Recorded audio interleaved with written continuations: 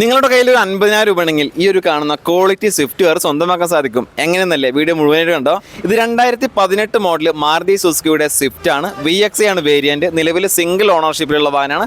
Petrol എഞ്ചിനാണ്. ഇത് ഓടിക്കുന്ന കിലോമീറ്റർ 68,700 കിലോമീറ്റർ ഓടിയിട്ടുണ്ട്. ജെനുവിൻ കിലോമീറ്റർ ആണ്. കമ്പനി സർവീസ് ഹിസ്റ്ററിയും കാര്യങ്ങളൊക്കെ അവൈലബിൾ ആണ്. ഈ ഒരു വാഹനത്തിൻ്റെ ഫീച്ചേഴ്സ് ഭാഗം, അതായത് VXIയിൽ വരുന്ന ഫീച്ചേഴ്സ് എന്തൊക്കെയാണെന്ന് നോക്കാം.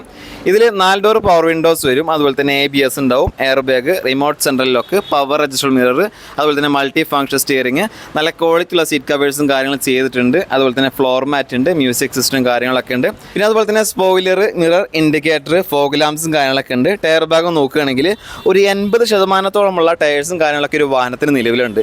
ഈ വാഹനത്തിന് ഇവർ ചോദിക്കുന്ന പ്രൈസ് 5,83,000 രൂപയാണ്. ഇതിൽ 5,33,000 രൂപയോളം നമുക്ക് ലോൺ ചെയ്യാൻ പറ്റും. ഏകദേശം ഒരു 50,000 രൂപ ഡൗൺ പേയ്മെൻറ്റ് കൊടുക്കാനുണ്ടെങ്കിൽ ഈ ഒരു വാഹനം സ്വന്തമാക്കാൻ സാധിക്കും.